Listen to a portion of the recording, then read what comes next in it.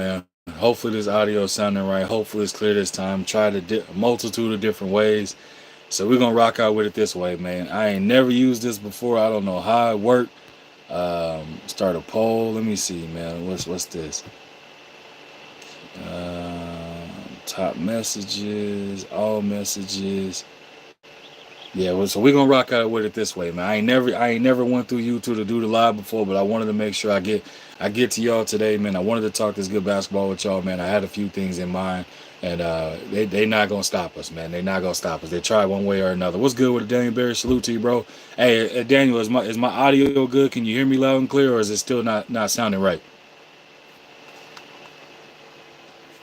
Let me know, Daniel. I just want to make sure. What's good with the Jamie TV? Salute to you. How's my audio sounding? Is it loud and clear? Can you hear me loud and clear?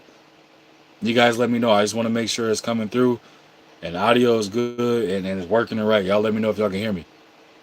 Yes, perfect, perfect. So, appreciate y'all coming through. Third time's the charm. I did it twice through StreamYard. I'm not sure what was going on with it. It just wasn't working. I don't know what to say. I literally went through it a couple times.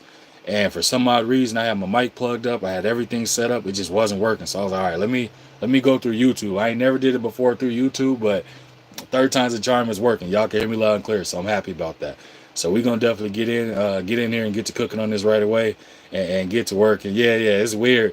Like I said, even using this format, it's so awkward just looking at it, how everything is and how it's set up. I haven't used it before, so it's gonna be different. It's gonna be different. Definitely excited again just to even talk basketball with y'all. So we're gonna be here, we're gonna cook, and then we're gonna go ahead and get up out the way, man, and let everybody enjoy their Good Friday. But yeah, man, Lakers made history. Lakers made history for putting together their first potential father-son duo to be able to suit up in an NBA basketball game together. Definitely excited about it on a number of levels. Excited the fact that the success of the James family. You know what I mean? Everybody that don't know, Bronny James. What was it? All This was his 2023 last year, man. Bronny had a situation. He had a heart complication, had surgery, got back to playing basketball. Played a few games at USC. Left the collegiate level. Entered into the NBA draft and got drafted. All within 1 year. This man had a heart complication, had surgery, played some college games, was able to get that under his belt, and then getting drafted. You know what I mean? That's a lot. That's a lot to take place, a lot to happen in a year. And a lot of people took a different route, man. A lot of people took a whole different route of wanting to sit up here and bash this young man about the fact of him wanting to go out and live out his dream. And living out his dream was what? His dream was playing in the NBA, right? LeBron James' dream was what? Playing in the NBA, playing in the NBA until his son makes it, and playing alongside his son in the NBA. That was LeBron James' dream.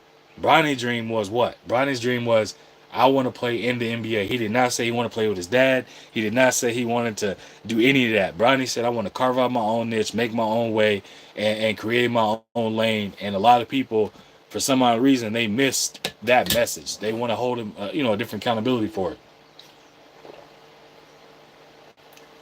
it. A lot of these people want to act as if that's not what Bronny said. Bronny literally said that.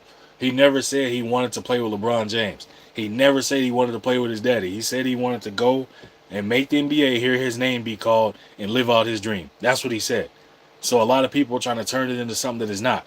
And I'm one of those people, man, where I'm going to listen to the whole thing. I'm going to hear out the whole story and understand and appreciate the amount of work that this young man put in, not only to, first off, stave off the heart complication, secondly, recover from it, thirdly, get stronger from it, play some collegiate games, and then be able to enter the NBA draft, be one of the most talked about potential rookies in the draft itself. Not obviously his dad being a part of it kind of helps with that, but at the same time, him being able to do that is something that a lot of people are sleeping on. The fact that he had to go and put in that work in order to go into that combine. LeBron wasn't in the combine making shots for him. LeBron wasn't in the combine running those cone drills for him. LeBron wasn't doing the vertical leap for him. You know what I mean? LeBron wasn't doing none of that.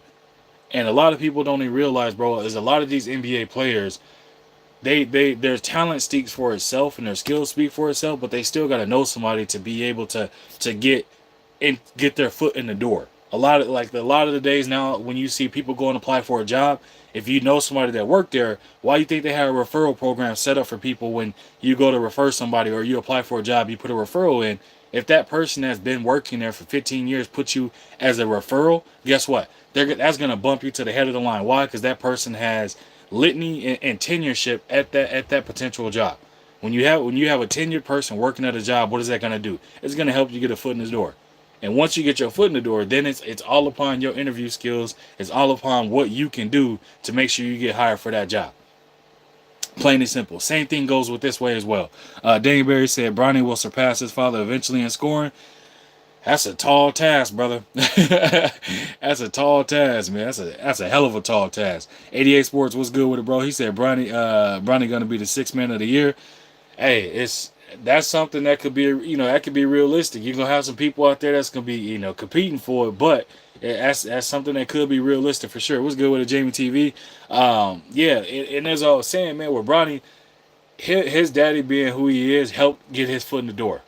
And from there, Bronny had to put in all the work and make those shots and run those drills to get him drafted. And now that he's gotten drafted, now the process begins of you being able to work your way into a lineup, work your way into earning some minutes. So every rookie had to go through this. You know what I mean?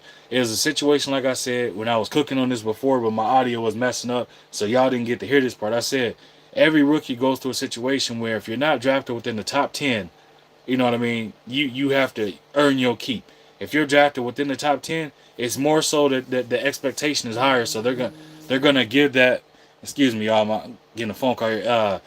When you get drafted within that top 10, the expectation literally is they're going to give you minutes to show whether or not that you've earned that point to be able to do that. That's how that works. You know what I mean? A lot of people don't understand that. If you're drafted within, I would say, let's just say top 5, you can damn near say you got guaranteed minutes. You're going to get guaranteed. You're going to have a guaranteed position or spot. If you're drafted, 1, 2, or 3, we know what that is. You know what I mean? That's pretty much the expectation is going to be heavy on your shoulders for you to come in and produce for that team damn near immediately. And it's only been a handful of rookies throughout NBA history that's come in their rookie season and has had an immediate impact on the game. And unfortunately for Bronny, one of the number one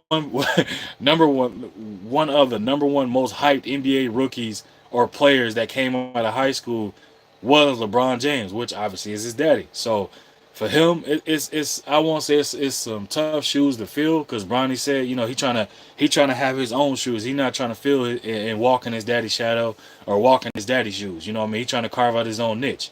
I can respect that and appreciate that 100%. But the unfortunate thing is, bro, your last name is James, and if I'm not mistaken, you are a junior. So the expectation from the mass media and for the majority of the media is they're going to be putting that pressure on you every step of the way, every minute. They're going to be scrutinizing you every step of the way, every minute. They're not going to give you any type of passes. They're not going to give you that leeway and gap that they gave every other rookie. They're literally gonna treat you as if you've been playing in the league for X amount of years. They're gonna treat you as if they're not gonna give you that same grace as they do with every other player, bro. It's not gonna happen. That's the unfortunate thing.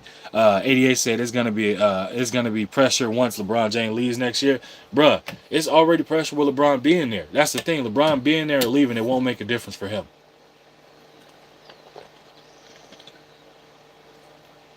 And the reason being of me saying that is LeBron James is his daddy. Y'all tell me what other NBA player in the league was as great as LeBron James is, and the expectation wasn't the same for their son to be just as good or better than their dad. I mean, hell, you see how Michael Jordan kids panned out as far as, what I'm saying, what was it? I think Marcus Jordan dating Scottie Pippen's ex-wife or something. Like, you can see, like, when shoes are that big to be filled, some of them can't handle that, bro. And he was one of them ones that he couldn't handle that type of pressure and that type of dealing with that. Like, that's a lot to try to put on a young man to say, like, oh, like, you're gonna have to do this, or like, you got to be able to perform at this level, or the expectation is up to this level type of thing. He couldn't handle that. Like, Marcus couldn't handle it. Y'all excuse me 1 second. 1 second. 1 second. Marcus couldn't handle that. Marcus couldn't handle the fact that when he had to look at it and understand that his dad is a lot of people's greatest player of all time. A lot of people look at Jordan and say that he is the greatest player of all time. Do you know what type of shoes, how hard that is to fill them type of shoes as a son to understand that, like, like that you understanding that your dad is considered the greatest player of all time to a lot of people, cross, you know what I'm saying, cross generational and stuff like that. Like you got generations that never even got to see Jordan play live that are claiming that Michael Jordan is the GOAT. And you mean to tell me you think, you know what I'm saying, his son that went to, I think he went to what, FSU, if I'm not mistaken? It's like, bro, he went to FSU to try and kind of hide away from going to North Carolina or trying to walk in his dad's footsteps and stuff like that. And we see what happened, bro. Like, you know, his potential NBA career became like non-existent. So it's like it's hard to feel this. It's hard, bro. That pressure is real and it's extremely hard. And I'm excited to see that Bronny is handling that pressure as a true young man, meaning he's accepting everything in stride. He's not turning his nose up to it. He's not acting as if like, you know what I'm saying, I don't need to play, I don't need to work or I don't need to play a game and I'm set for life because my dad set up multiple generational wealth. Like he's not coming with that type of attitude. He's coming with that blue collar, hard working type of attitude. 88 said it's pressure now, but when he leaves, that shit going up. Skip Bayless gonna take it, gonna take it, put it all on Lil Bronny since he can't do it to LeBron no more. Shaking my head. That's a good fact, bro. But Skip, I mean, anybody that know anything about, you know, saying people that's analysts and stuff like that, everybody knows Skip Bayless is the ultimate hater, and the highest and most up degree. He is the ultimate hater. Me personally, I'm not a hater of LeBron James at all. But I'm also not like the biggest LeBron James fan. I respect what he does on and off the court, and I respect what he brings to the game. For me, it's like I can appreciate what I see, right? But for me, I've always been a Kobe guy. So for me, I'm a Kobe guy. I'm cool with understanding that Kobe is the person that I link my lineage to being able to watch from start to finish. You know what I'm saying? When he was airballing shots as a rookie and still coming back and shooting a shot again, airballing back-to-back shots in pivotal moments, but then he wouldn't put in the work and he showed growth and maturity and became one of the greatest players to play the game. You know what I mean? I can see and appreciate that. That's why I've always been a Kobe guy. But I'm also, again, not a hater of LeBron because I see the work that LeBron puts into his game. I see where that 18-year-old kid from Akron, Ohio, that was playing on ESPN in front of thousands of millions of people in high school, being the most hyped high school basketball player you've ever seen. Like and what he has not disappointed from that point up until now. He hasn't disappointed. He's had moments of not being able to capture that moment, but then he did what he doubled back and circled back and made up for it by understanding that he couldn't have that moment happen again. And he's corrected those wrongs. Any wrong he's had, he's corrected it every step of the way. And a lot of people don't want to give him credit for that. Me, I can give him credit for that and feel good doing it. You know what I mean? I'm perfectly fine with it. 88 said the good thing about Bronny, he can shoot way better than his dad at his age. That's a fact, bro. LeBron, when he was in high school, he was a unwilling type of shooter. Like he'd shoot it, but it wasn't like he shot that thing like with complete confidence. He wasn't shooting like a Steph Curry or Davidson, if that makes sense. If anybody haven't seen it, go look at Steph collegiate shooting highlights. Bro, Steph was shooting like how he is in the NBA. He was doing the same thing back then in college. Only thing is he probably crisped up his shot, made it a little bit more crisp, and altered it where he can get that thing off faster. Other than that, Steph is shooting the exact same he was in college, man. He's shooting the exact same way in NBA. For LeBron, if you go back and look at his high school highlights, he would shoot it, but it wasn't more of like how he is now, where it's like he's shooting that thing with complete confidence, like absolute confidence. In LeBron rookie season, he was a reluctant shooter. A lot of people, what was the MO on LeBron? What was the scouting report on LeBron? Force him to beat you from three or force him to shoot jumpers. That was the scouting report on LeBron James. And a lot of people, either if you don't know that, go back and look, and you'll see that I know exactly what I'm talking about when I'm telling you that. The scouting report on LeBron James back when he was a rookie was force him to shoot. He doesn't. He's not a confident shooter. Force him to shoot. Make him beat you out there. That was the scouting report on him. And what did he do? He sharpened up his shooting skills, and people couldn't deal with the fact of what he became. 88 said, I think Bronny might grow a little more, probably 6'4", 6'5". They said Bryce is 6'6". Yeah, bro. When he stand, Bryce is 6'6". Like when he stand next to him, you can see it like clear as day the difference in height. And I think Bronny right now, man, if I'm not mistaken, I think he is an actual solid and like legit 6'2", 6'3". A lot of these NBA players, they'll say they are like Allen Iverson, for example. They had AI listed at like I think either 6 foot to 6'2". AI in person, AI is like 5'10", 5'11", bro.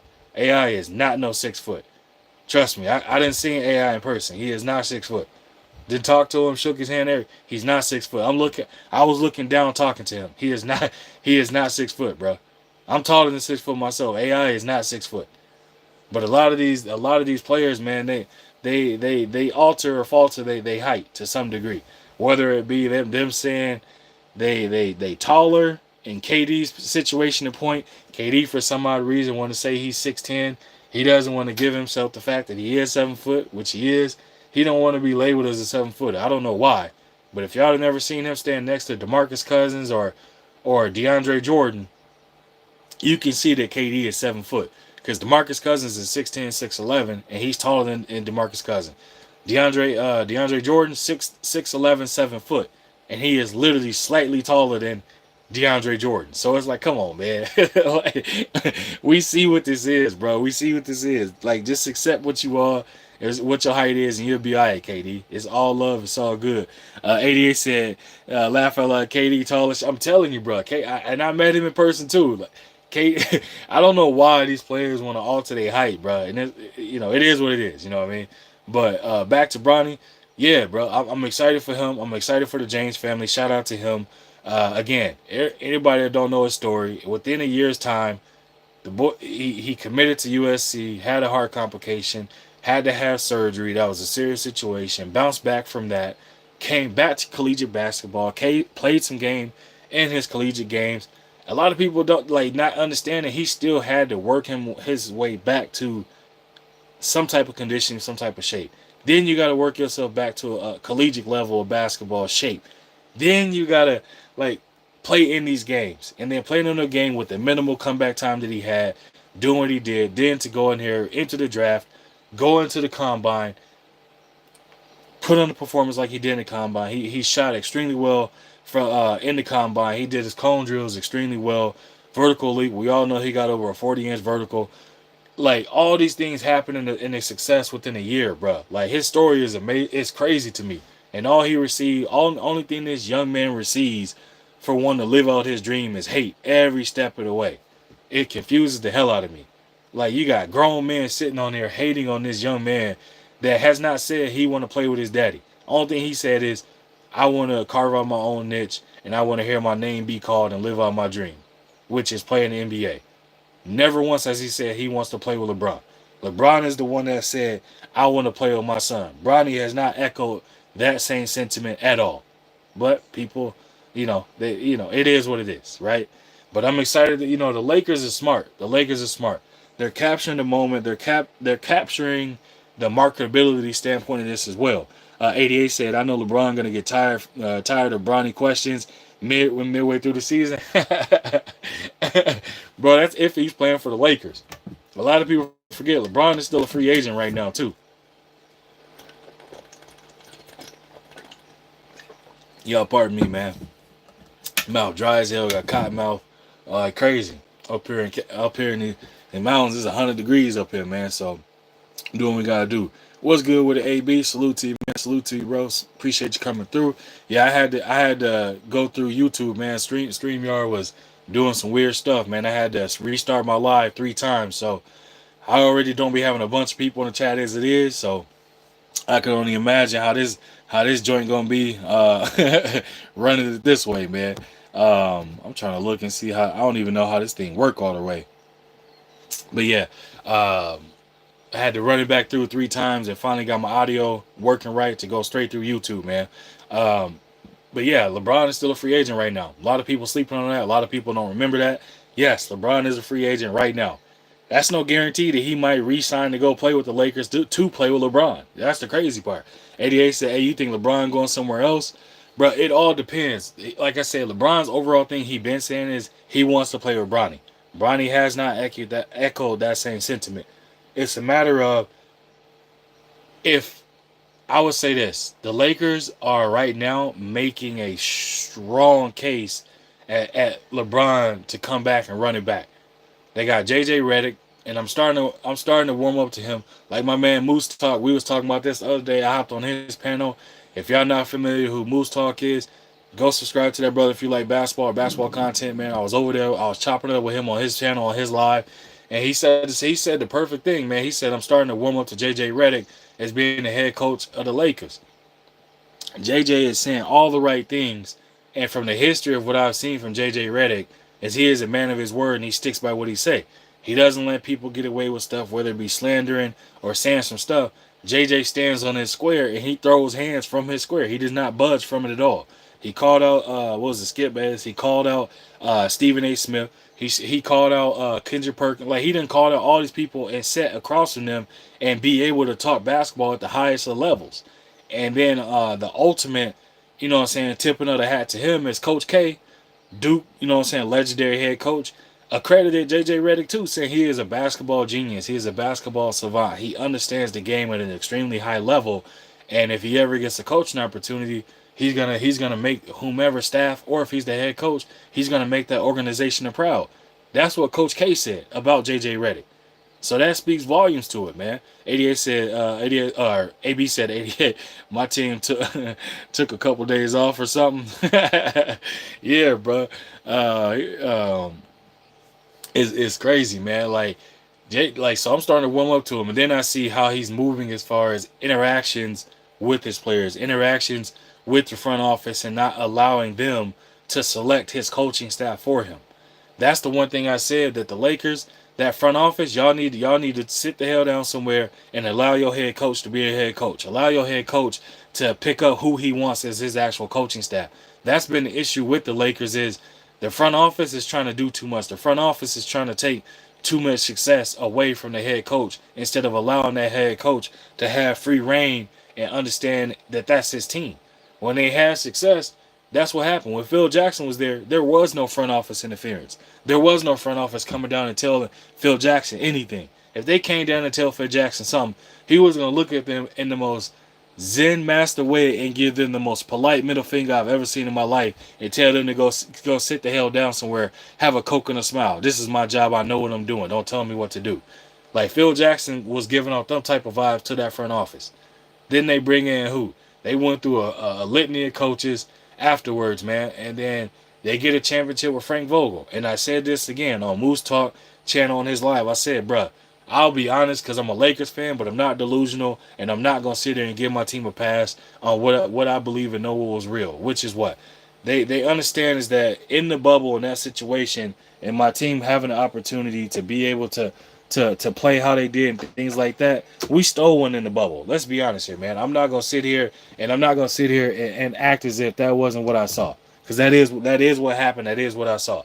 We got a situation where we ran into the perfect situation. Teams wasn't up to par. They wasn't, with the smoke and wanting to play and things like that. And what happened? What happened was my team came in there strictly focused. LeBron and AD took advantage of the situation, and we got a chip up out of it. And that was in the bubble. A lot of people being broken, a lot of teams not being in the right state of mind and what have you and stuff like that. And we took advantage of it, plain and simple. I can call it as it is. AB said that that's LeBron team. I bet the owner asked him what he thinks on every matter. And that's the thing, AB. He trying to get away from that narrative, as if he don't garner that type of, as if he don't have that type of cachet and pool. When everybody know it's the complete opposite. They know he has that type of pool. They know he swings that type of power around. Everybody knows that, bro. There ain't no point in getting away from it.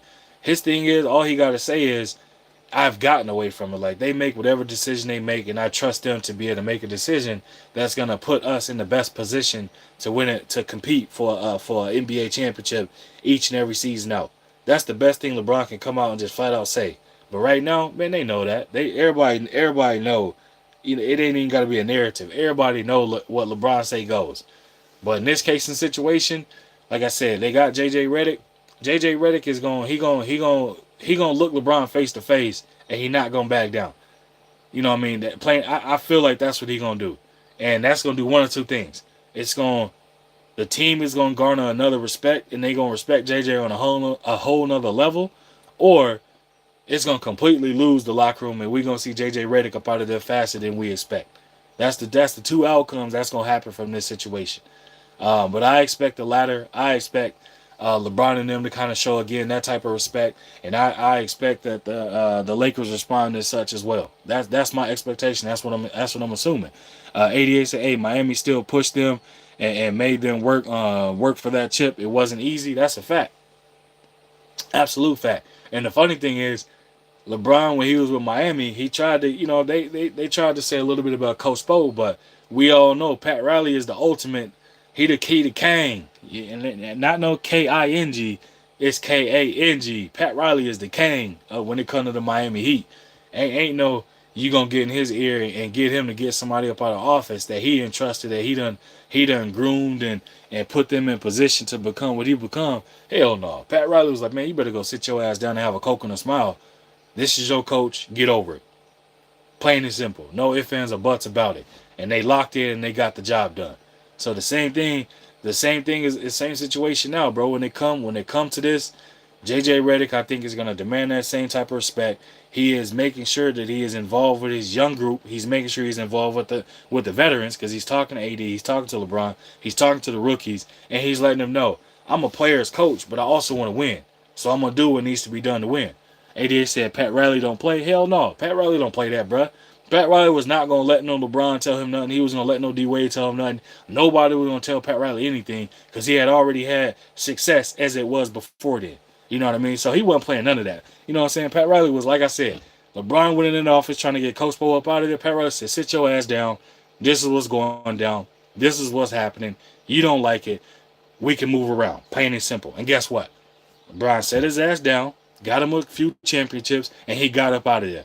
Why did he get up out of there? He went back to Cleveland to fulfill a promise he made to them, but people sleeping on the fact that he went back to Cleveland understanding that he is the man, what he say go. He got the ultimate last say so. He got the veto card. He the president of that organization. All of that. He understood when he walked to that building, everybody standing about and everybody saluting him as if he is the president. What's good with it? Moose Talk Hoops in the building. Salute to you, bro. Yeah, I was just telling the good people, man, how we was cooking on that joint yesterday, man, how you had me on the panel and we was chopping that thing up, man. I had to make sure that I gave credit for that. And I was having issues with StreamYard, so I got to go through YouTube to test this out. So this is my first time utilizing it, man. So it's a little different, a little weird, but I'm gonna rock out and we gonna rock with it, man. But yeah, that's why LeBron went back to Miami or back to Cleveland. And a lot of people they don't want to understand that. They thinking that, oh, LeBron went back to Cleveland because he felt he couldn't win with Miami no more. Hell no. He understood that when he was in Miami, he was the man on the court, meaning he's the best player on the court. But when it comes to bottom line to say so, who run the organization, who is the profound leader of that organization or that team, it was Pat Riley. Pat Riley was the absolute say-so with it. LeBron did not like that. He's never liked that. He's never liked the fact of being told, like, he doesn't like the fact that he can't run something how he want to run it. That's why he went to Miami. Going to the Lakers, what did you see him do? You see him sitting in the skybox with Magic. You see him sitting there with Rob Pelinka, Jeannie Buss. What's his name? Kurt Rambis, goofy ass. You see him sitting with these higher up that are there. And a lot of people saying he's just sitting. No, bro. When you're a player of his caliber, and then put together or help or assist put together teams that have won championships or successful runs, you know what that is, bro. You game planning. You up there talking bigger things. You talking about decisions of certain situations that's gonna put you in position to compete for a championship. A lot of people, they think down here. Me, I understand that shit at all different levels, bro. And I look at it and see it as such. And I know the player and I know what was going on. 88 said that's why Spoelstra shut the hell up and just coached. That's a fact. He calmed down with that trying to yap at the mouth of D-Wade. D-Wade was about to slap fire at his ass. And Coach Spo said, Coach Spo was like, hey, let me go ahead and let Pat Riley deal with it, or I'm gonna just show y'all leadership through coaching. You know what I mean? Moose said, salute, bro. You welcome. You welcome over here anytime. Appreciate it, bro. Now, I'm going to pull up, man. Like I said, I appreciate the content you give. It's unbiased. It's straight down the middle. It's cooks that anybody that enjoy the game of basketball that they can appreciate because it's unbiased. And the fact that you able to rock out with it on every different type of level. You know what I'm saying? Whether it be high end, low end, however somebody want, you able to kind of give them that same ebb and flow. You know what I'm saying? The same thing I be on too. I can talk basketball on any different level with anybody and be completely comfortable with it because I love the game. But I also understand it at different levels too. I understand it at a high level. I understand it that people that just say some you know what I'm saying, very like vague, like, man, that nigga trash, and like, but can't explain why they saying it. You know what I'm saying? I can have them conversations, bro. It's fun to me. You know what I'm saying? It's a mental exercise and workout for me. But when it comes to LeBron, yeah, bro. So we gotta wait and see. I think the Lakers is making the right moves to make a case and keeping LeBron and trying to get him back there. What's good with the Hoopla TV? Salute to you, man. He said I subbed up, bro. Salute to you, man. Appreciate it. Much love and appreciation, bro, to coming in and subbing to the channel, bro. If I knew how this joint worked, I'd try to drop a link. But like I said, this is my first time going through YouTube for a live. Normally, I'm going through StreamYard, but that joint wasn't working right, so I had to pull it up and get it rocking this way, man, to make sure I can get this cook in and get this good talk in, man. But yeah, so the Lakers is doing the right thing, man. The Lakers is doing the absolute right thing, bro. They trying to make a run and making sure that they can capture LeBron's attention, bring him back. You got him back. Then you can kind of work from there. What do you do with D-Lo? What do you AD obviously is locked up. What do you do with all your role players? You can start working your way down. So it's almost like when I can't remember what year it was that LeBron had the whole entire free agency locked up because they was waiting to see what he was going to do for other people can start making moves. It's similar a little bit, but not as much right now, right? He can make a decision to go somewhere. He's going to be a game changer wherever he goes, right? But if he goes back to the Lakers, then that allows the Lakers to go ahead and start maneuvering and pitting and saying, okay, can we pursue DeJounte Murray? Can we pursue this person? Can we pursue that person? Can we do these different type of avenues of who can we bring here to help compete? We got Bronny. That's LeBron's dream. Okay, we got his dream locked up right here. Can that be enough? The Lakers, if they're smart, they should know that's not enough. Getting JJ Redick, they should know that's not enough. The next thing is, what piece can you throw in here that's going to tell LeBron that we serious about competing for a championship? Because the last 2 years, what's happened? They ran up against Denver, and they got their ass buzzsaw. Plain and simple. I'm not going to sugarcoat it. I'm not going to give them a pass. If you're new to the channel, I'm a Lakers fan, but I'm not delusional about my fandom.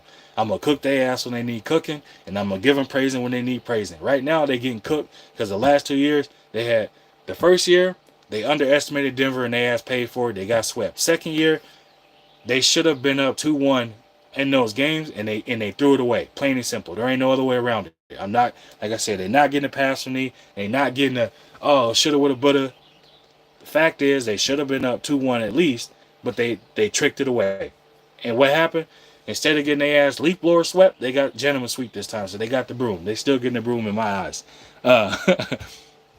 Moose said, "Yeah, the vertical line is kind of tricky. Yeah, it's a little weird, bro. I ain't did it before, but it's definitely weird." Hoopla said, "Hey, I'm learning this content creating thing too, bro. You good? Talk your shit. Nah, appreciate it. Yeah, normally I'm a StreamYard guy, man. I run it through there, but the audio wasn't functioning right. I wasn't trying to waste too much time, so I was like, let me go ahead and pull it up on this joint cook. But yeah, man. So." They doing the right thing. If I was them, I know D'Lo. It's gonna be hard for D'Angelo Russell to walk away from that. I think it's like 18.6, 18.7. Let's just say roughly $19 million. It's gonna be hard for him not to opt into that because it ain't gonna be too many teams that's gonna give him that. Where he gonna go and be able to potentially compete in the playoffs or move on or have a pivotal role. Right now, D'Lo still has a role where he could be a starting point guard for his team. They're gonna have Austin Reeves probably at the 2, Hachimura or LeBron at the 3, Vanderbilt maybe at the 4, and then AD at the 5. I know AD is whining and complaining about not wanting to play the 5, but in reality, he has his best advantage at the 5 because the only other 5, there's only 2 other centers in the league that'll really make AD work. Really, and that's Jokic and Embiid. And what did we see from AD when he's focused and he had a point to prove when he went against Jokic and Embiid? He monstered the hell out of both of them. And a lot of people like, what do you mean? If I'm not mistaken, he gave one of them a 30-20 game, or it was like a 20-20 or 30-20 game, and he gave the other like a 40-15 game. So he has the capability and ability, I guess you can say, in a regular season game to give them the business. But I guess in a series, he's like, dude, that's gonna tire me out because I can't keep it up on both ends to be able to give them that and then give you these blocks and these rebounds on the other end and defend them at a high clip too. Now the Lakers thought they was being slick and getting a Christian Wood or getting a Jackson Hayes and thinking, okay, we got some wiry athletic bigs that's gonna be able to compete. Nah, bro, you too light in the ass. You know what I'm saying? You ain't got enough bricks in your back pocket to be able to handle people that understand how to use their body and size. And we saw that. We saw how that played out. 88 said the Lakers need to go after Murray from Atlanta. That's a fact, bro. Absolutely. Hoopla TV says Spurs, Orlando are good spots for D'Lo. I'm worried about those teams. True. I mean, he could go there, but so for the Spurs one, right? I still think the Spurs, they're a bit too young to be able to be a real threat because they could get figured out. But if the Spurs picked up D'Lo and they managed to, let's just say, there was somebody else they was targeting, but I don't remember who. Let's say the Spurs picked up Jimmy Butler because you know he up for a free agency as well. You know what I'm saying? He didn't re-opt into his contract with them. Let's just say the Spurs somehow snag Jimmy Butler and they get D'Lo and obviously they got Wemby and the rest of that young core. Now we having a conversation that you gonna have to watch your damn back because Wemby is a unicorn, like a person with that, and his length presents more issues than anything. Obviously, he's a skilled big, but being that size, bro, you just gotta be slightly close. You can use all the body you want. He able to, like, bro, he beat Giannis. Has bodied a lot of people by throwing the shoulder and you know what I'm saying, putting people in the rim. Giannis tried to do that against Wemby. He bodied him. Knocked him back a little bit, but Wemby's so damn tall, bro. He met him at the summit and blocked it. Giannis looked shocked as hell in the faces, bro. If I had StreamYard working, I'll play that clip for y'all right now, so you can see it. Giannis's face was like, God damn, like he wasn't expecting it, bro. That size is real. 88 said, 80, get your big ass at the 5, soft as always complaining like he don't got the talent to hang with them. That's the thing, though. 88, he got the talent, but bro, it's the matter of, do he got the gas tank to be able to deal with that type of physicality for a series? He can do it for one game, but for a series is where it might cause some issue. Hoopla said, oh, that they gonna be a problem, bruh. Yeah, that'll be a problem. Moose Talk said, I don't know, the market looking shaky this year. He said, I don't know if the Spurs do it. Might do Clay or KCP, bruh. Right now, like I said it on your channel, the Mavericks better pursue goddamn Klay Thompson as much as possible, or they can pursue KCP. The Mavs can't go wrong pursuing either one of them. If they smart, pursue Klay Thompson. He is a true catch and shoot, ultimate catch and shoot. KCP can do it too, but I feel like KCP is more of a Swiss Army knife. Klay Thompson game is catch and shoot. Period. Point blank and period. If you have a game where you have less than 7 dribbles and you put up 30 points, that solidifies that you are true with the definition of catch and shoot. He said for the Magic, yeah. He said Wemby gonna turn it up this year, bro. Man, I'm telling you. Moose Talk said, yeah, we're going into the Wemby era, and you're gonna need a size with the Wemby, Jokic, and man, I'm telling you, bro. He said facts. 88 said Klay Thompson is a good fit for Dallas. Damn, that wasn't even given. I'm telling you, I've been, and it's funny that me and G5, man, my other brother, man, shout out to G5. We were saying that last year, we were saying it last year before the season even started. I was like, when Kyrie first got with the Mavs, I was like, bro, if something go wrong and Klay Thompson decides to up and leave the Warriors, he'd be a perfect fit with the Mavs. And G5 is a diehard Mavs fan. He said, bro, let them slip up and let that happen. That's what he said. Let them slip up and let that happen. Man, I'm telling you, bro, let it happen. It's going to be something. It's going to be something. But yeah, my last touching points for my Lakers and JJ, I like what I'm seeing. I can say that. At first I was skeptical, but like my brother Moose said, he warming up to it. I was silently warming up to it, but then the thing I always said is, I said, either way it go, they got their scapegoat. If it don't pan out, they going to fire his ass and blame him. If it work out, The front office is gonna say, "Oh, we made the right decision," yada yada yada. They just not gonna give JJ his credit that he is a basketball savant, like he's been raved about by his colleagues and other people. They not gonna do it. They not gonna do it. But I think his presence is being felt from the young core because he's instilling confidence in them already. Because he's showing that he's there and wanting to be the coach for them. That's what he's showing, and he's showing his veterans that I'm gonna hold these youngins accountable, just like I'm gonna hold y'all accountable as well. Nobody getting no free, you know what I'm saying, free get out of jail card with me. Everybody coming right down the middle, and we gonna see eye to eye on everything because that's the only way we gonna succeed as a team. And that's the type of energy he putting out, and I think I can see that from everybody else. They're starting to really appreciate that from him. So I can't wait, man. But this free agency, yeah, man. LeBron probably the biggest name. Right behind him, Paul George, James Harden. I hate to do it, man, but that boy. Let me take a drink of water on this one.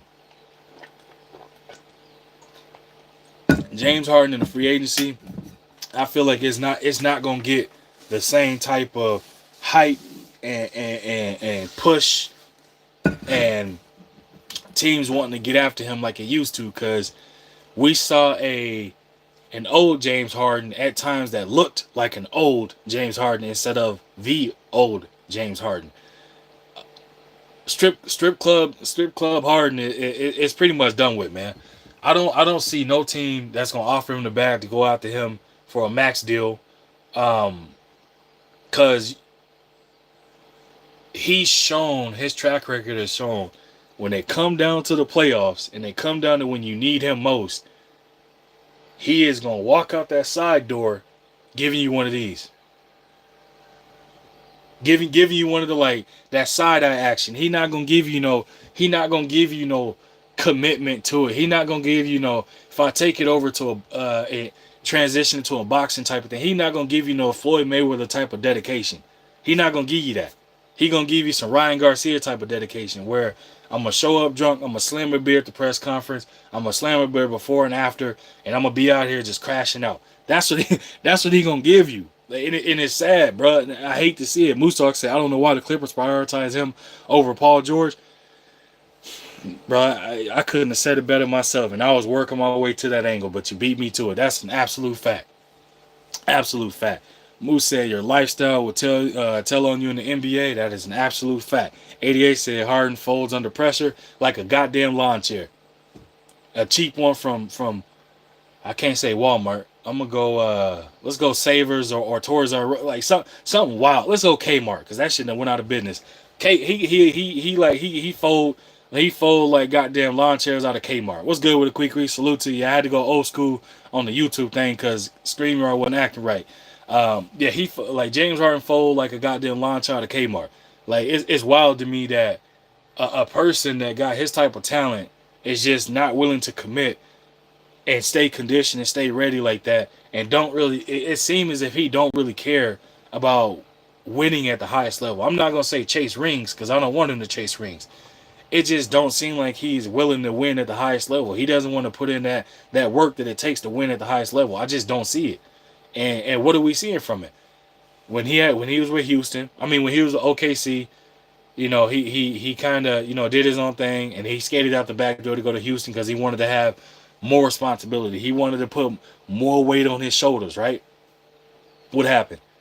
He was balling out of control. You know what I'm saying? MVP type conversations, best player, best improved player, shoe deal, all type of deals, this, that, and the third, fear the beard, all that whole thing, right?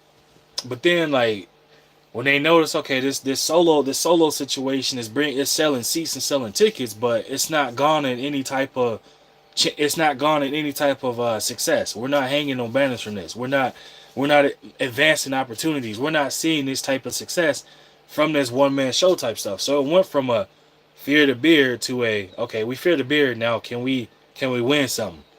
Can we compete for something? Like, and a lot of people slept on that. Like, 88 said, when the playoffs start, that dude creates disappearing acts. That's an absolute fact. And that's what I'm saying is that when it went with James Harden, bro, it went through a transitional period where it went from a solo act to them saying, we appreciated the solo act. Now we want to win something. What can you do to help us win? And now that's when that pressure meter started to crank up. that pressure meter started to crank up a little bit. And what did you start seeing? Before, when he was playing carefree with expectation free basketball, you were seeing him ball out of control. Absolute ball out of control. Soon as that expectation meter turned up, all of a sudden, he just started, oh, which way did he go, George? Which way did he go? Nowhere to be found in the playoffs. Getting knocked out in situations where they should have won. They bring the Houston bringing in every player that they can potentially think of to help him win. CP3, Clint Capella, what's my man's name from Houston as well? Gerald, not Gerald Green, the one that won the slam dunk contest. That Green, I think it is Gerald, right? Yeah, it is Gerald Green. They brought him in. He went from being only a dunker to a 3-point knockdown 3-point shooter. Eric Gordon. Who else do we have? Man, they brought James Harden a litany of players. John Wall. They brought him a litany of players to try and help him take the pressure off his shoulders to help him be able to go out there and potentially win something or compete for something. And what did he do still, even having them players? Every step of the way, bruh. Downhill. Norman Powell. Oh, yeah, it was Gerald. Okay, appreciate you. Yeah, Gerald. He I'm telling you, bro, and I'm going all off the top of the dome because everything I had set up all went away, so I can't even use it. But he had these players there, and he still mounted to do nothing. And what did he do? Soon as that expectation level cranked up to where it was, okay, now we starting to kind of figure you out and see what we're getting or see the type of player you are. I want out of Houston. I want to go to the Nets. I want to play with Kyrie. I want to play with KD. What there? What did you see? Soon as hit the fan, what did you see?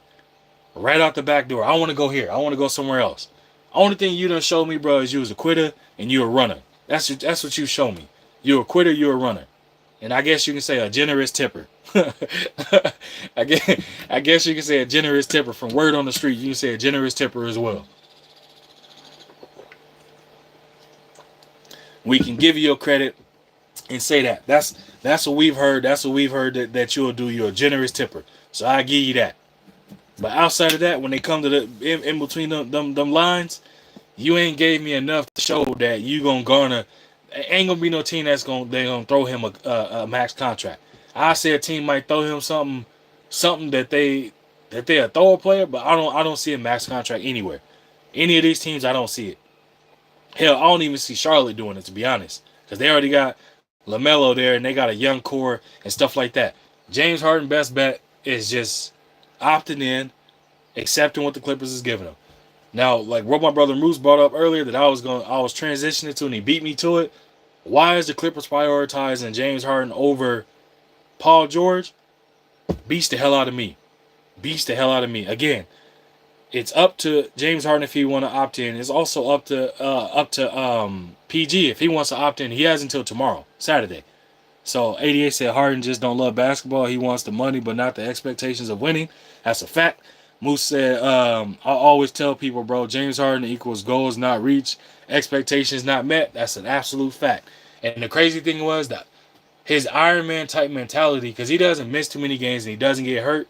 I would have rather seen Tracy McGrady or Brandon Roy get, or Penny Hardaway or Grant Hill, any one of them, to get James Harden longevity, and they take his that opportunity. I'd rather take their talent and exchange his longevity with them. Plain and simple. Because if you would have had any opportunity to see any of them players play as long as James Harden has and stay as healthy as he has, I think we'd be talking a whole different ball game. Whether it be Penny Hardaway, Brandon Roy, Tracy McGrady, or Grant Hill. Any of them guys, guarantee you I guarantee one of them would have won a ring. If not all of them, if they could all, one of them or all of them would have won a ring by now if they would have played as long as James Harden has and had that same type of teams. Quee said they have their priorities in the wrong spot. Get rid of Harden. That's a fact. 88 said Tracy McGrady and Brandon was a dog. I'm telling you, Brandon had toddler knees. That man couldn't even jump over a phone book because he had no goddamn cartilage. His goddamn knees was going like this, and he still was busting people's ass. Could you imagine? Oh, don't get me started, bro. Don't get me started. Already, man. Anyway, James Harden, they making a mistake. The Clippers making a mistake. But again, it's up to James Harden, and it's also up to PG to make a decision by this weekend on what they if they gonna opt into their contract or not. For them, if Paul George don't opt in, bro, and he goes somewhere else, he's already came out too many times and admitted saying that he isn't the number one guy and he's fine with being the number two guy and stuff like that. That's not an issue. The issue is at what point, bro, are you going to, I won't say return to the Indiana Pacers, James Harden, but at some point, bro, you got to help a team get over the hump. There's been too many first round exits. There's been too many situations where you went up against teams and you were the favorite, and what happened? You see yourself watching the rest of the NBA playoffs as the same place as me, from my couch or in the NBA stands at one of the games, depending on which game. That's unacceptable for a player of his caliber. I'm sorry, James Harden. I have no expectation for James Harden. James Harden can just, I don't know, man. I know what to expect from James Harden. That's what I can say. Paul George, he still has an opportunity, bro. He still has an opportunity. But you can't be out here talking as if you on the same level as a Kawhi Leonard, who is a two-time NBA champion, who led a team single-handedly to beat. I can't give him too much credit for that Raptors championship, but I got to do it. He beat this Warriors team. That Warriors team that was there was not the Warriors team that we used to. That Warriors team that they played against was a team that literally they got their arms, legs, and damn near their head blown off, and they was out there as a goddamn thriller zombie, and they was giving the goddamn Raptors everything they can handle. I guess that's the easy that's the easiest way you can kind of explain the Warriors team, that product that was out there on the court. That's the easiest way. 88 said knees was gone at a young age, shaking my head, bro. I'm telling you. He said Harden loves watching the playoffs with us at home, A1. I'm telling you, bro. It's like when you see him, bro, it's like, Harden probably be in a strip club watching the game knowing him, bro. I don't know. And these is all jokes, man. I don't be taking no personal shots at players. I just be joking around, man. But yeah, it like Paul George got again. I know he a gold medalist or whatnot, but at the same time, bro, you can't be talking like you done won it at the highest level, because you haven't, right? The one time you got there, when you had a team that was giving the Miami Heat absolute fits, y'all fumbled the bag away and y'all lost. You know what I mean? And then when you was with OKC, when you was in conversations for potential MVP candidacy and things like that, y'all fumbled the bag that way too. So it's like, you've been with the Clippers and y'all have shown absolutely nothing. No conference finals appearances, none of that. No final appearances, none of that. And it's like, Steve Ballmer, I know he a billionaire, but when you become you don't become a billionaire by just throwing money away. I don't foresee that man continuing to do that. I don't. So for Paul George, I mean, he can go. The good thing about his skill set is he could damn near go to any other team and help them get better in some type of way. Because he can shoot. He's a streaky shooter. He also is an ISO player, and he also is a decent, if not great, defender. So he has a game that can translate to almost any other team in the league, and it be a success. It's just a matter of, what does he want to do? What does he want to do? I would say, and I saw somebody, and it made me laugh. They said, man, don't be surprised if you see Paul George in purple and gold next year. I said, bruh, if Paul George end up in a purple and gold jersey next year, that man is going to get eviscerated badly. He is going to get killed badly by the media. He's going to get killed badly by the Clippers players, badly by the Clippers fans, who are a lot of them secretly are Lakers fans. Let's be honest. But he is going to get eviscerated, bro. So if PG leaves, his best bet, let's say Miami, let's say Spurs, let's say, don't go back to OKC, because they already got something in play there that's OKC is nice. Let's just say Warriors. Like, let's just say, like, he can pick 76ers. Like, he can pick some places and be a nice fit, right? But the one thing he can't do, he cannot go across the hallway in the other locker room. He cannot do it. He better not do it. I'll say that. Um, who else we got, man? And again, like, hey, Jimmy, hey, I say this: they better watch that situation closely. There's some names coming up, bro. Watch them situations closely. What was it? The mass media talking about the Suns was potentially wanting to shop KD and this, that, and the third. Suns owner came out and said, "Hell no, we not shopping them." But we all know this. All of them say a lot, but when the perfect package come along, man, they'll be right there on that dotted line, calling that player like, "Yeah, bro, you know this is a business. We appreciate everything you've done for us. Yada yada yada." But they gonna do what's best for the business. They gonna do what's best for the brand. They gonna do what's best for the organization, which is go ahead and move on from that player. That's gonna be the case. That's happened. That happens. That's what they gonna do. Ain't no way around it. What can you say about it? You know what I mean? It is a business. Those type of things happen. That's what you're gonna see. But it be cracking me up though when people be saying like certain people is they off the books of being traded. There's only a handful of players in the league that we know an organization will not trade. Steph Curry is one of them. That's one player that Giannis, the second one. Embiid, third one. Jokic, fourth one. There is certain players that you're just not gonna trade. You're not gonna do it. You're not. Everybody else is up for discussion. I say that it's up for discussion because everybody else you feel like you could get a package for to trade. Dame, they did it. I mean, nobody saw the Blazers trading him. They traded him. Bucks would do the same thing if they got a package good enough. They would do it. Who else? Who else, man? LeBron, AD. Oh yeah, Luka is one of the people the Mavs not gonna trade. Um, who else? Kyrie, I think they have a discussion. Jalen Brunson, I think the Knicks is gonna hold on to him for dear life. They not trading him. Um, who else am I thinking? Devin Booker, I think the Suns will not trade him. Which, I mean, hey, you can't scream out Mamba mentality when you're a Mamba on the offensive end, but then you want to be a guard snake on the defensive end.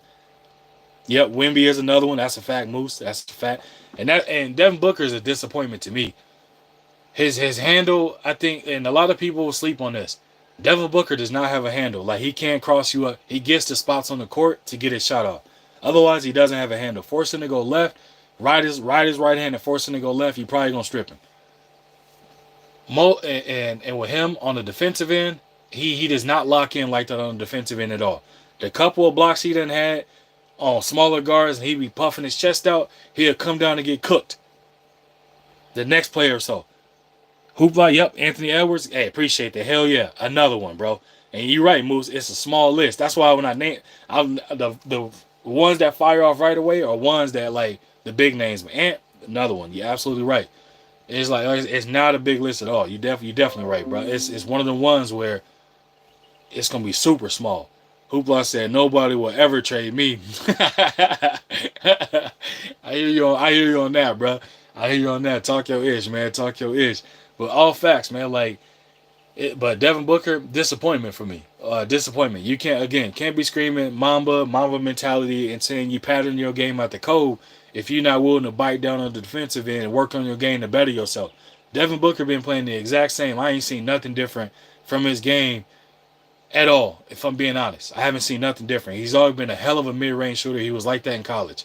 He extended out to the three. If the mid-range is going and he goes to three, then he'll knock it down. But for the most part, he is a mid-range assassin. But he does not accept that challenge on the defensive end whatsoever. Plain and simple.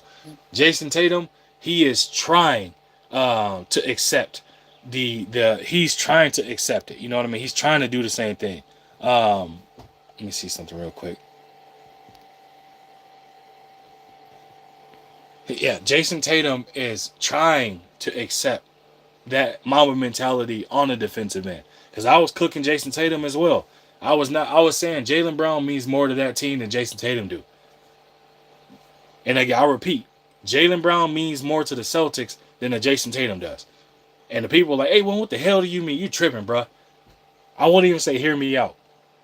Who is a better defender? Who accepts the defensive assignment on the better team's better defender or a better offensive player? Who accepts that assignment? And while y'all typing that, I already know what y'all gonna say. It's JB, not JT. Who came up clutch this year in this run that had the mentality of I am not gonna fail again this time around in this playoff. I'm not failing. I'm doing everything I can. JB, not JT. Every step of the way. JB, not JT. You've seen it for yourself. Eastern Conference Finals, MVP. Well, guess what? NBA Finals, MVP. JB. And let me read the chat. Hoopla said, I think Brown proved that years ago. Absolute fact, my brother. And matter of fact, let me see. Can I rent you up on here? Oh, I can. Okay. Let me do that real quick. Do this. And again, y'all, my apologies. I gotta use my phone, so I gotta get hella close. So if you see my big ass hand coming towards the screen, I ain't slapping nobody. I'm just fixing my thing. I'm just fixing it real quick. Moose said he's top 3 two-way players, might be the best. Boom. And that's where you start to set yourself apart when people acknowledge that you're a two-way player and they put emphasis on the fact that you are a two-way player. Jason Tatum, hell of an offensive player, but when it comes defensively, he's trying to crank that expectation notch of ramping up his defense. But Jaylen Brown, he been like that. Only thing he did was improve his offensive game, or not improve. He showcased that he can do more on the offensive end. And he was like, I can do it on both ends, and I'm going to take them just as serious, and I'm going to show you, I'm going to give you this work. If you give me a bucket, I'm going to make you work on the defensive end, and I'm going to give your ass a bucket. And I bet you next time down, I bet I stop you on this next play. That's the type of energy that JB gives. And Jason Tatum, he's trying to get there, but Jaylen Brown is there already. And I was saying, and I told people in the finals, I said, Jason Tatum will come out here in this closeout game, or probably this closeout game, and he gonna try and have his moment to put his bid and put his hat in to get the NBA Finals MVP. And them motherfuckers was trying. They was trying. Why do I say they was trying? If you go back and listen to the commentary, they was raving about Jason Tatum and sets that the coach was putting him in, or certain things, decision making that Jason Tatum was making, shot selection, passes, certain things like that. He was trying to make sure that his imprint was left all over this game. But the issue is, Jaylen Brown was right there with him, but he was having impact on the defensive end. You picking Luka pocket in the open court at half court. You picking Luka up 94 feet. Those are things that people are paying attention to, bro. And I was saying it. I was like, yeah, Jaylen Brown got a stranglehold on his MVP. I didn't care about it in that essence of it, but I know the mass media and the machine wanted JT to win it because JT is more marketable. He's more of a yes man. Again, this is no disrespect to JT. It's just the truth. Jaylen Brown stands on business, and he is a man that's 10 toes down on what he believes is right and wrong is wrong. And there ain't no moving him. There is no yes man and with him. He is a no-nonsense type person. Jason Tatum, you can kind of manipulate him a little bit more, and you can push him to the masses, and the machine can back him more. Let's be honest. He's light skinned. He got the friendly face. He got Deuce, his mixed kid. There's a storyline behind that whole feature of a certain way of how you look. That's just me being real. When it comes to JB, JB has that real like kind of look to him. And if you know exactly what I mean. So it's like that's why JB doesn't get that push. That's why Stephen A. Smith was coming out trying to put a little bit of dirt or smut on JB's name out of nowhere, but you see how fast it went away. If you catch my drift, it's wild to me that they tried to, you know what I'm saying, push that quick little narrative, but it got swept away real quick because Jaylen Brown's his talent spoke bigger and better volumes than what they was trying to push, and they was like, yo, we can't do it. Same thing they tried with Kyrie.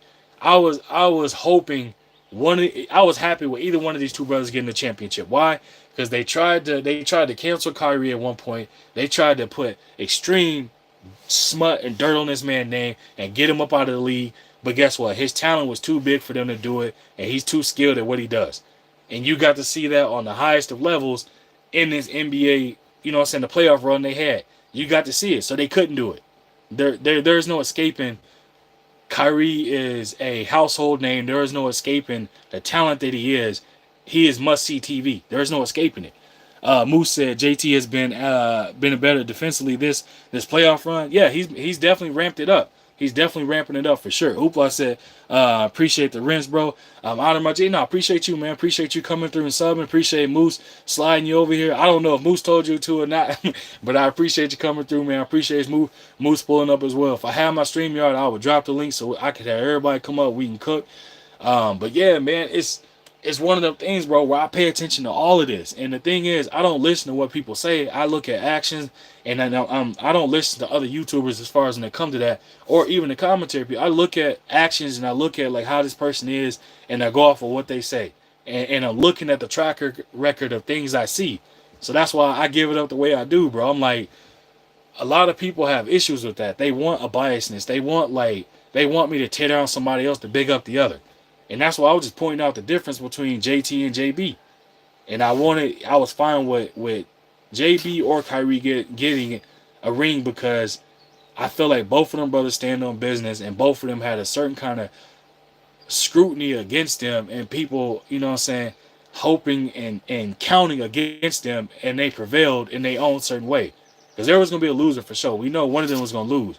But both of them prevailed in this situation. Point blank and period. You know what I mean? And I said it too. I said if the Celtics wouldn't have won this time around, I honestly think there would have been a breakup of the Celtics. That's my honest opinion. Because that would have been too many years in a row that they done fell short. The type of team they had, coaching changes have happened. It would have been the last solution would have been like this tandem, this duo, this does not work. That would have been the conversational topic, is that they just don't work. But as luck having and luck draws it, it worked. They won that thing, man. They did what they had to do. They had the better team, and they knocked out the Mavs. And the Mavs was in a situation where Luka dealing with injuries. You had mid-season acquisitions. You didn't have a full year under your belt, so the Mavs is only going to come back stronger because the Mavs got to see the gaping hole that they're missing, the adjustment they need to be made. Plain and simple. For the Celtics, you couldn't have played no better than how y'all played. The only difference that kind of really, really moves that needle for them is Kristaps Porzingis. When Porzingis was playing, it was an absolute, they're going to win. They're going to win because the Mavs had no answer for him at all. No answer. And the type of confidence that Porzingis was playing with, how confident he was, how comfortable he was. Yeah, bruh.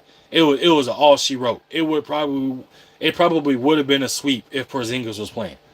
Plain and simple. There ain't no other way around it. So that's my take on that, man. But the free agency, I cannot wait. I cannot wait, bruh. Cannot wait. Like I'm excited to see all the dominoes fall and what comes about, how it plays out. I'm excited as hell to see. And again, shout out to the James family. I'm excited to see how that plays out. I hope to God that I get to witness LeBron. Audio cut out. Y'all let me know if y'all still hear me. Let me know if y'all still hear me. Am I loud and clear? Am I good? Okay, never mind. Got it right. I cannot wait to see how Bronny and LeBron. I just want to see one loud play from them, and my excitement comes from me being a father myself, me having my 3-year-old son and 2-year-old daughter.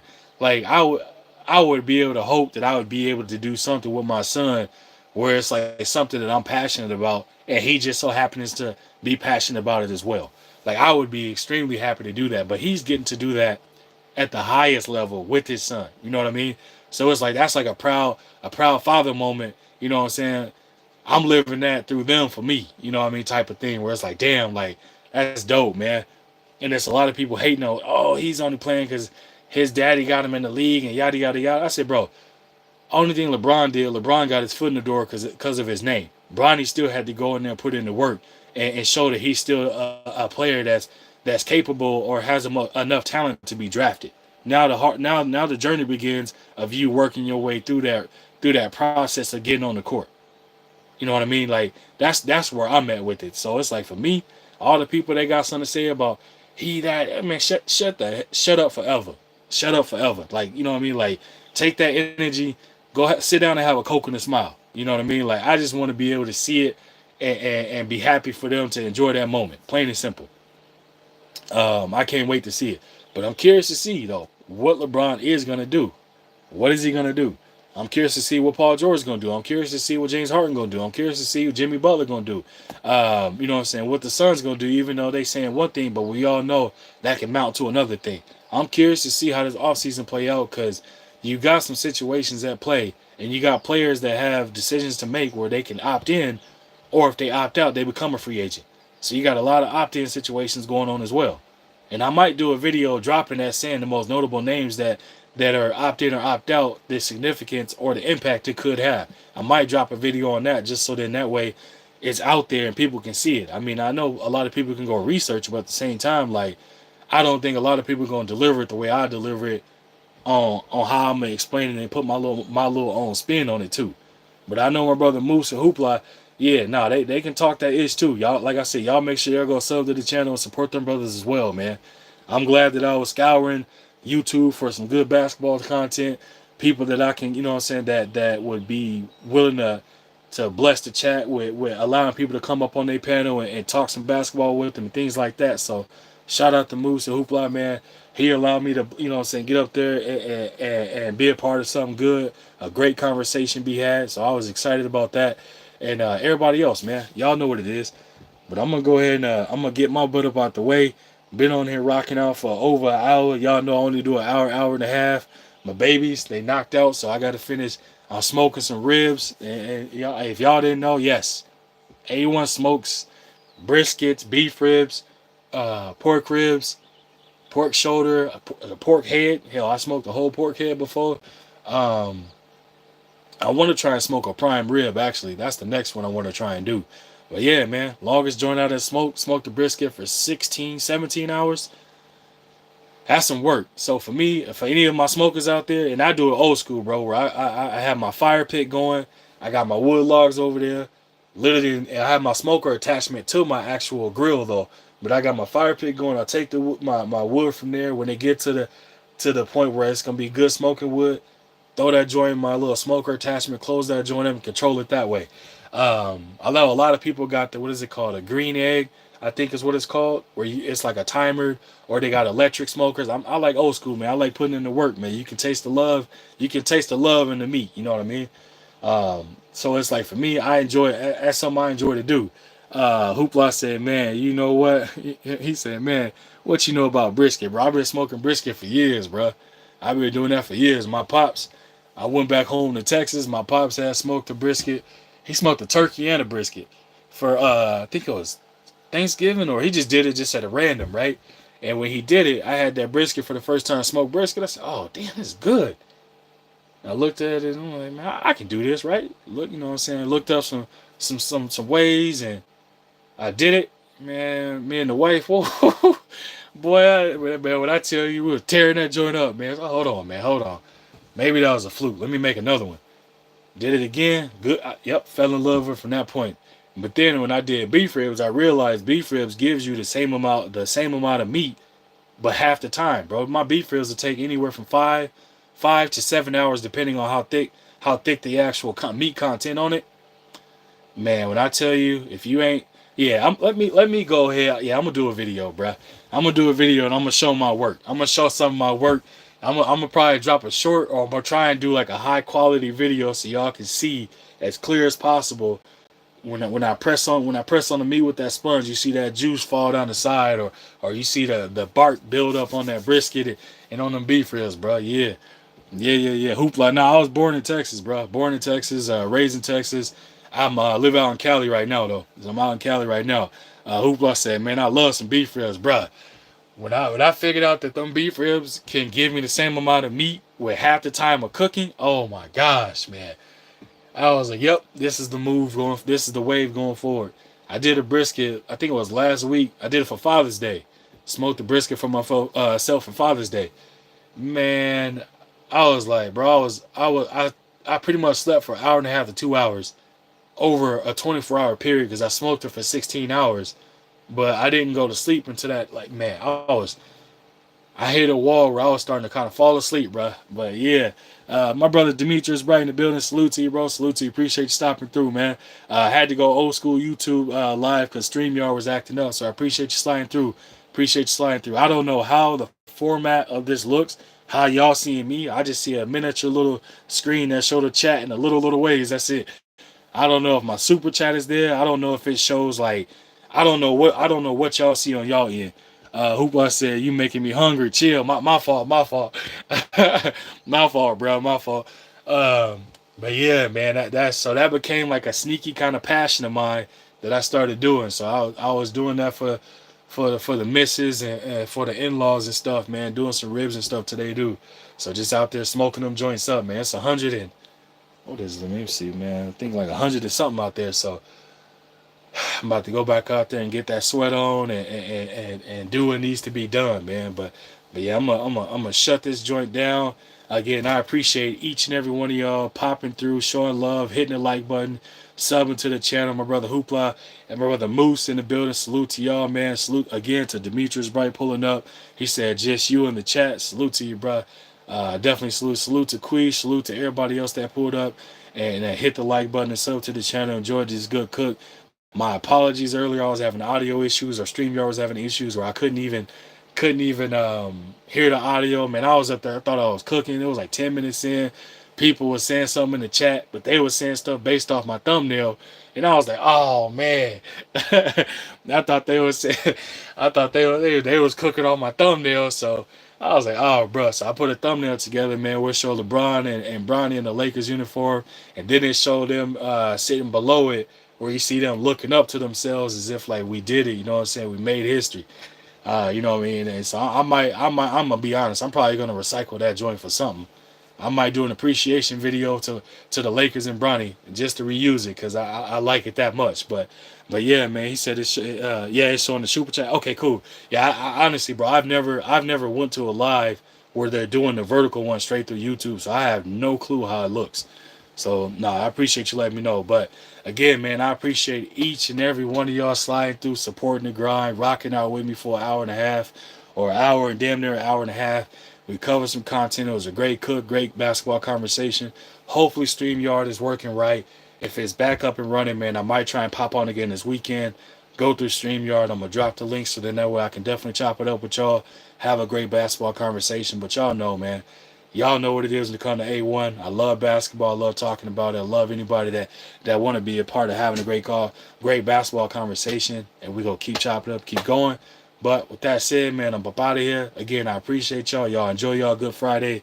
Hopefully everybody out there staying safe. Stay away from wildfires. Stay away from any other rain, like any other crazy things that's going on weather-wise, man. But y'all be blessed. Have a great Friday.